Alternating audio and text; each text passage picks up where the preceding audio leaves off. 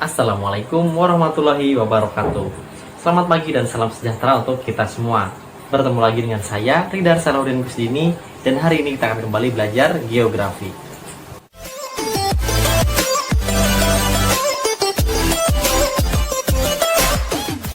Seperti biasanya, sebelum kita mulai untuk belajar, silahkan kalian berdoa sesuai dengan agama dan kepercayaan masing-masing. Berdoa, dimulai.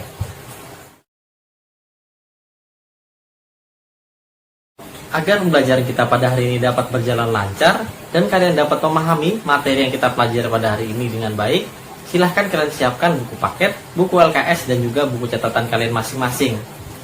Dan materi yang akan kita pelajari pada hari ini adalah struktur lapisan atmosfer dan pemanfaatannya. Kalian masih ingat nggak sih? Pada semester 1 kita sudah belajar tentang lapisan geosfer atau lapisan-lapisan yang ada di bumi. Pada semester 1 juga kita sudah belajar lapisan yang pertama, yaitu litosfer atau lapisan kerak bumi. Dan masih ada 4 lapisan lagi yang harus kita pelajari. Dan hari ini kita akan mempelajari salah satunya, yaitu atmosfer. Kalian pasti sering mendengar istilah atmosfer. Mudahnya, atmosfer adalah lapisan udara. Lapisan udara yang membungkus atau menyelubungi bumi. Atmosfer juga menyediakan oksigen bagi makhluk hidup dan melindungi kehidupan di bumi dari tumbukan atau jatuhnya benda langit. Tanpa atmosfer, sinar matahari yang sangat panas akan menghanguskan dan membakar semua kehidupan di bumi pada siang hari. Dan pada malam hari, suhu akan turun bahkan sampai ke bawah titik beku. Lapisan atmosfer merupakan campuran atas berbagai unsur-unsur utama seperti nitrogen sebanyak 78,08%, lalu oksigen sebanyak 20,95%, argon sebanyak 0,95%, dan juga karbon dioksida sebanyak 0,034%. Menurut penelitian para ahli, ketebalan lapisan atmosfer ini bisa mencapai 1000 km apabila kita ukur dari atas permukaan air laut. Dan lapisan ini memiliki berat sekitar 6 miliar ton. Atmosfer sebagai lapisan pelindung bumi memiliki beberapa ciri dan antara lainnya adalah sebagai berikut. Yang pertama, tidak memiliki warna, tidak memiliki bau, dan juga tidak memiliki wujud. Hanya saja bisa kita rasakan dengan indera perasa dalam bentuk angin. Yang kedua, memiliki berat sehingga dapat menyebabkan tekanan. Dan yang ketiga, memiliki sifat dinamis dan elastis yang dapat mengembang dan mengkerut. Selanjutnya pada lapisan atmosfer dapat dibedakan menjadi 5 lapisan utama. Yang pertama adalah troposfer, lalu stratosfer, mesosfer, termosfer, dan juga eksosfer. Setiap lapisan ini memiliki karakteristik dan juga manfaat yang berbeda. Dan sekarang, mari kita bahas lapisan atmosfer satu persatu dan kita mulai dari troposfer. Troposfer merupakan lapisan atmosfer terbawah atau terdekat dengan permukaan bumi. Perubahan cuaca dan juga iklim terjadi di lapisan ini. Ketebalan troposfer tidak sama pada setiap daerah, karena ketebalan lapisan troposfer ini berbeda-beda. Di daerah kutub kurang lebih 8 km, lalu di daerah ekuator sekitar 16 km, dan pada lintang tinggi tinggiannya adalah 12 km. Kurang lebih 80% dari total massa atmosfer merupakan massa dari troposfer. Gejala cuaca seperti hujan, angin, dan awan berlangsung di lapisan troposfer. Di troposfer juga kita dapat melihat awan rendah atau cumulus, awan pertengahan atau altocumulus, dan juga awan tinggi atau cirrus. Awan rendah terbentuk pada ketinggian 0 sampai 2 km ke atas permukaan bumi. Lalu awan pertengahan terbentuk pada ketinggian 2 sampai 6 km. Dan awan tinggi terbentuk pada ketinggian 6 sampai 12 km. Kecepatan angin di lapisan ini bertambah seiring dengan meningkatnya ketinggian. Pada lapisan ini, tinggi rendahnya suatu tempat di permukaan bumi berpengaruh terhadap suhu udara yang ada di sekitarnya. Hal ini sesuai dengan hukum gradien geotermis, yaitu suhu akan turun 6 derajat Celcius setiap kenaikan 1000 meter atau 1 km. Batas terluar dari troposfer dibatasi dengan batas yang bernama tropopause. Dan tropopause ini adalah pembatas langsung antara lapisan troposfer dan juga lapisan yang ada di atasnya. Lapisan atmosfer yang kedua adalah stratosfer. Stratosfer berada pada ketinggian 12 hingga 50 km di atas permukaan air laut. Lapisan ini dibedakan menjadi 3 bagian menurut ketinggiannya. Stratosfer terbawah dengan ketinggian 12 hingga 20 km disebut sebagai daerah isotermis. Stratosfer tengah dengan ketinggian 20 hingga 35 km disebut sebagai daerah inversi. Lalu stratosfer atas dengan ketinggian 35 hingga 50 km disebut sebagai daerah inversi suhu yang kuat. Pesawat jarak jauh atau pesawat tempur mampu terbang hingga lapisan stratosfer bawah. Pada stratosfer tidak terdapat uap air, awan, atau juga debu atmosfer, sehingga kondisi cuacanya lebih stabil. Udara di stratosfer tidak mengalami sirkulasi dan juga turbulensi. Namun stratosfer mengandung gas ozon yang menyerap radiasi sinar ultraviolet. Oleh karena itu, stratosfer juga biasa disebut sebagai lapisan ozon. Pada lapisan stratosfer tidak berlaku hukum gradien geotermis, karena semakin tinggi posisi di lapisan ini, maka suhunya akan naik. Suhu yang ada pada lapisan stratosfer berubah perlahan karena adanya lapisan ozon. Lapisan ozon ini menyerap gelombang energi ultraviolet sinar matahari, kemudian memecahkannya menjadi oksigen atomik dan juga oksigen diatomik. Pada puncak lapisan stratosfer dibatasi dengan lapisan stratopause, yang menjadi pembatas antara lapisan stratosfer dan juga lapisan selanjutnya.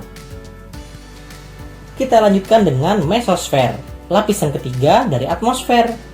Lapisan mesosfer terletak pada ketinggian 55 hingga 80 km di atas permukaan air laut. Pada lapisan ini terjadi kondisi lap spread, yaitu proses turunnya suhu udara sebesar 0,4 derajat Celcius setiap kenaikan ketinggian 100 meter. Salah satu penyebab penurunan suhu udara tersebut adalah adanya keseimbangan pemancaran partikel atom atau radioaktif negatif. Suhu udara paling rendah pada lapisan ini mencapai minus 81 derajat Celcius. Sangat dingin bukan? Padahal pada lapisan mesopause atau lapisan terluar dari mesosfer, suhu udaranya mencapai minus 100 derajat Celcius. Mesosfer mempunyai suatu lapisan ion atau udara yang bermuatan listrik yang disebut sebagai lapisan D. Dan lapisan ini terletak pada ketinggian 60 hingga 70 km di atas permukaan bumi. Hal ini disebabkan oleh adanya sinar ultraviolet pada molekul-molekul udara yang bertemu dengan elektron atau muatan listrik negatif. Massa udara dingin di lapisan mesosfer mampu membakar meteor dan juga benda angkasa lainnya yang memasuki atmosfer bumi. Benda angkasa yang jatuh bebas dengan kecepatan tinggi akan menimbulkan gaya gesek yang sangat besar. Benda angkasa tersebut akan bergesekan dengan massa udara yang dingin. Sebagian besar dari benda angkasa tersebut akan terbakar sebelum memasuki permukaan bumi. Lapisan selanjutnya, lapisan yang keempat, yaitu termosfer. Termosfer berada pada ketinggian 85 hingga 500 km di atas permukaan air laut. Pada lapisan termosfer terdapat massa atmosfer sebesar 0,001%. Lapisan ini ditandai dengan adanya kenaikan suhu seiring bertambahnya ketinggian. Kenaikan suhu tersebut dimulai dari minus 100 derajat Celcius hingga ribuan derajat Celcius. Perubahan suhu ini terjadi karena lapisan termosfer menyerap radiasi ultraviolet. Radiasi ini menyebabkan reaksi kimia pembentukan lapisan bermuatan listrik yang dikenal sebagai ionosfer. Pada lapisan ionosfer terjadi ionisasi gas-gas oleh radiasi matahari. Dinamai sebagai lapisan termosfer karena terjadi kenaikan temperatur yang cukup tinggi pada lapisan ini, yaitu sekitar 1982 derajat Celcius. Radiasi ultraviolet menyebabkan reaksi kimia sehingga membentuk lapisan bermuatan listrik. Lapisan ini mengandung ozon dan karbon dioksida. Kepadatan termosfer sangatlah rendah, kurang dari 1/1 kepadatan udara pada permukaan bumi. Namun, meskipun tipis, udara di termosfer dapat membakar meteor pada ketinggian 300 km di atas permukaan air laut. Pada lapisan termosfer lah gelombang-gelombang elektromagnetik dari radio, TV, dan media elektronik lainnya terpantul. Hal ini karena adanya lapisan bermuatan listrik yang dikenal sebagai ionosfer. Dan batas terluar dari lapisan termosfer disebut sebagai thermopause. Selanjutnya lapisan yang terakhir adalah exosfer. Lapisan exosfer merupakan lapisan atmosfer bumi yang paling luar dan menyatu dengan ruang hampa udara. Lapisan ini terdapat pada ketinggian lebih dari 500 km dengan ketebalan sekitar 500 sampai 700 km. Salah satu ciri dari lapisan exosfer yaitu tidak memiliki tekanan. Selain itu, pada lapisan ini tidak ditemukan molekul udara. Molekul udara meninggalkan lapisan ini pada ketinggian 3150 km. Cahaya redup muncul di daerah lapisan ini yang disebut sebagai cahaya zodiakal atau Gegenschein. Namun sebenarnya cahaya redup ini adalah refleksi cahaya matahari yang dipantulkan oleh partikel debu meteorik yang tak terhitung jumlahnya dan bergelantungan di dekat bumi. Lapisan ini sangat berbahaya karena memiliki suhu udara yang sangat panas. Selain itu, lapisan exosfer merupakan tempat terjadinya kehancuran meteor dari luar angkasa. Dan sekarang saya akan memberikan trik untuk dapat kalian gunakan dalam menghafal lapisan atmosfer dengan mudah. Untuk bisa menghafal lapisan atmosfer, kalian hanya perlu menghafal kata-kata ini. Teh es manis tuh enak. T S M T E. Troposfer, stratosfer, mesosfer, termosfer, dan juga exosfer. Teh es manis tuh enak. T S M T E. Kalian hanya perlu mengingat kata-kata tersebut untuk bisa mengurutkan lapisan atmosfer dengan mudah. Sekarang kita lanjutkan dengan manfaat dari atmosfer.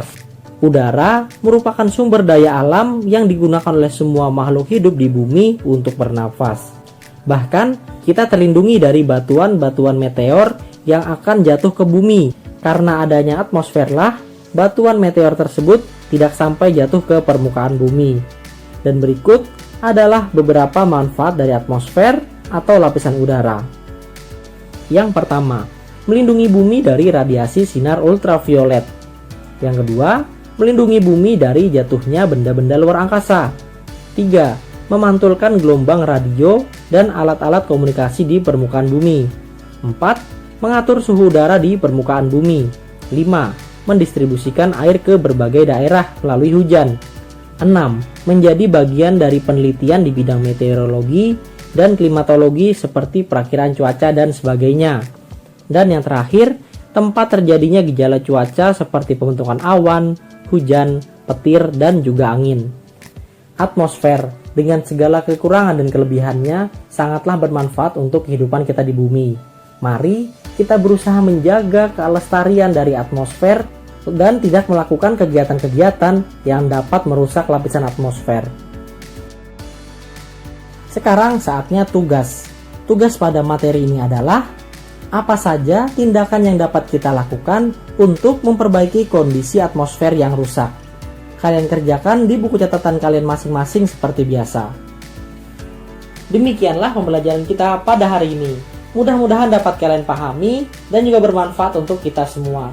Terima kasih atas perhatiannya. Mohon maaf apabila ada salah kata. Wassalamualaikum warahmatullahi wabarakatuh. Selamat pagi dan salam sejahtera untuk kita semua.